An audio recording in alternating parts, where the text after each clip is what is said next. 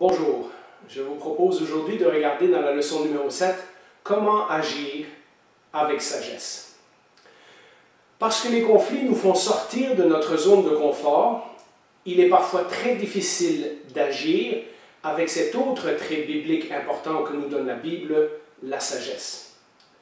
Cette sagesse est décrite dans le livre des Proverbes comme la crainte de Dieu. En d'autres mots, un amour empreint de respect et d'admiration pour qui Dieu est.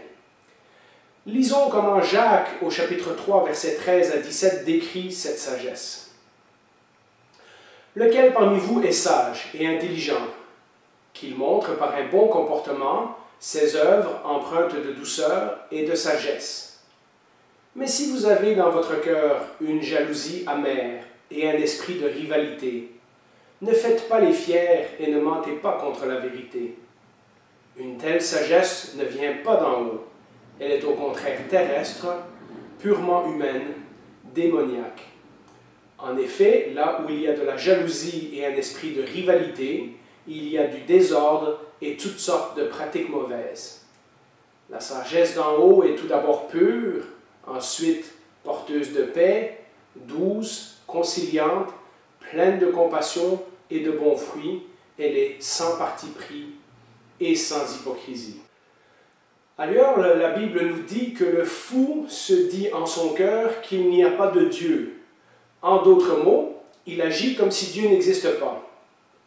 Et Jacques est très clair sur le fait que notre attitude dans un conflit démontre si nous agissons de façon purement humaine, et il qualifie cette attitude de démoniaque, c'est-à-dire comme si Dieu n'existait pas, ou si nous agissons à la ressemblance de Dieu. Un pasteur a fait cette citation, « On peut gagner un conflit et avoir perdu son frère ». C'est une très belle illustration du point que nous venons d'exposer. Alors, je vous propose aujourd'hui une attitude pratique numéro 4 que j'ai intitulée « Poser des questions ». Cela pourrait sembler un peu simpliste, et pourtant, en y réfléchissant bien, nous avons parfois tendance à grossir un conflit alors même que nous n'avons pas vraiment compris ce que l'autre personne essayait de nous dire. Poser des questions, donc, permet de cerner plus rapidement et plus précisément la véritable nature du conflit. Les accusations poussent l'autre personne à la défensive, tandis que les questions la poussent à nous dire ce qu'il y a vraiment au fond de son cœur. Facile, non, mais c'est ce que nous avons besoin d'entendre.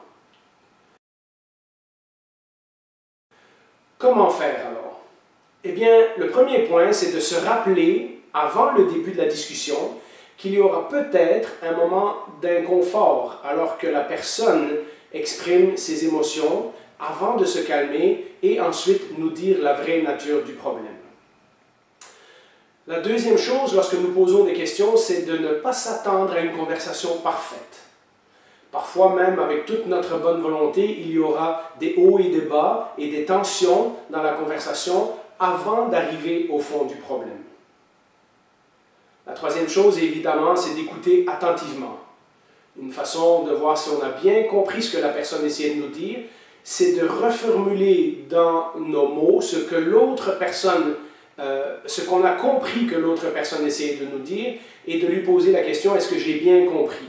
Ça permet de savoir, à nouveau, si on a bien cerné le problème ou si on s'est laissé emporter par notre imagination. Ensuite, nous devrions remarquer et réaffirmer les choses que l'on a en commun dans la discussion. Ça, c'est un point important lorsque les chrétiens règlent des conflits. Et finalement, demander ce qu'on peut faire pour la suite. Il y a des chances que la personne qui a été blessée a probablement déjà une idée de ce qu'elle aimerait que l'on fasse. Alors, je vous propose une réflexion.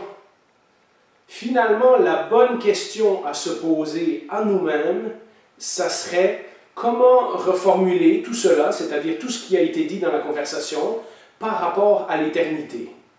En d'autres mots, je vous explique. Comment Dieu peut être honoré dans cette situation? Quel est le but de ma discussion? Prouver que j'ai raison ou nous rapprocher tous les deux de Dieu? Quel est le plan ultime de Dieu pour ce conflit?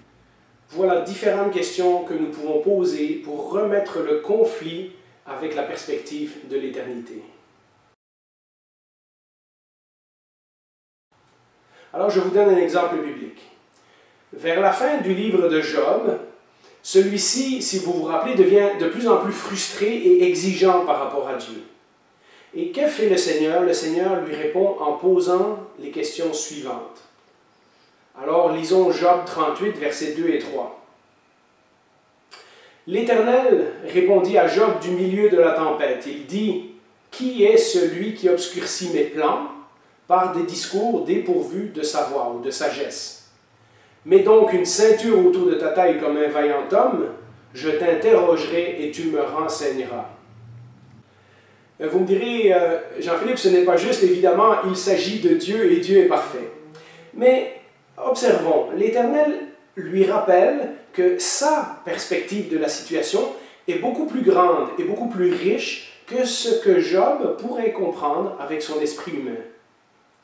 Ainsi en est-il de nous lorsque nous remettons le conflit dans une perspective éternelle. Ce qui peut sembler au début comme un dérangement et un inconfort pour nous fait partie d'un plan beaucoup plus grand que Dieu a pour nous, c'est-à-dire les personnes impliquées dans le conflit, mais aussi pour notre Église. Voir les choses comme cela, c'est faire preuve de sagesse.